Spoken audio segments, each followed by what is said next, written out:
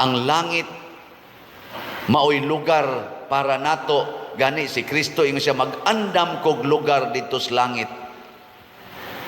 Ug ang lugar sa akong amahan nindot kaayo, wala nay kasakit, walay kamatayon, wala nay sakit didto. Ug ang mutuo ni anang maong pulong mangandoy gyung mamatay. Pero kana mga taong hadlok mamatay, wa gid na mutuo kay padung na sila sa impierno.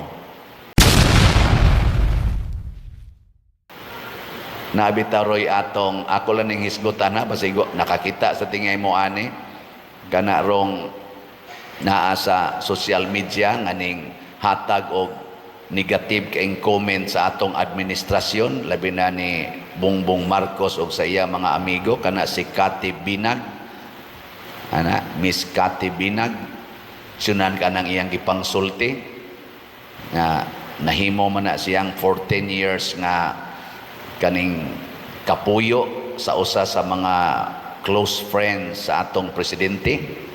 Nya mao iyarong gisigihag sulti nga mao lagi na nagdroga sila. Iyan ang gisulti. Purting peligruhas iyang gisulti oy. Niingnan ko siya sa interviewer kanas Maharlika o kana pang sila si sana Lorraine Badoy o uban pa ka Eric.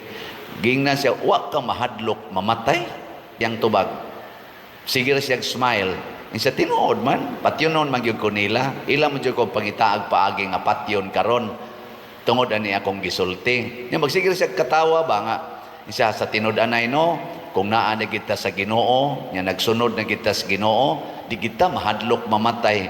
Gani excited kong mamatay kay kahibaw ko nga ini kamatay nako, dritso jud ko sa langit. Kanindot anang mamatay, dritso na ko sa langit, pero kana sila pulos na sila hadlok mamatay kay kahibaw na sila nga padung na sila sa impierno. Naku lupig man ko ani noong bayhana. Nakaingon bitaw ko kay ako ginyo kurong ingnon gusto na kang mamatay pader, maingon din ko halina sa tingay nin tanang slatoy. Ana ba anugunan ta, pero si Cathy Binag sa iyang gipangsulti ang iyang objective muadto ko sa langit. Sa una nga wala pa ko nibalik sa Ginoo, tipon pa ko nila, hadlok sa ko mamatay, o para nako sakto kayo ang among gibuhat, pero karon nakita nako pagkaluoy sa atong nasod. Matod pa niya, di ko moingon hang tinuod na yang gisulti, kinahanglan pa ng pruibahan. Pero ang ako lang ba, relax kay siya nga nisulti. Og bisan pag sinintruhay nagyumingon, nahibaw ba ka nga anytime karon nanay gasigig sunod nimo kay patyo na kasa. Oo, kahibaw ko ana. Hibaw jud ko ana. Hasta akong mga anak kondisyon na sad sila nga kining akong gibuhat, patay gyud ko ani. Kay ilang term nga gamiton, gurgurin. Gurgurin ko ani. Pero pagka-relax ngano man matud pa niya, ako ning kamatuoran. This is my truth, and before God I am telling the truth.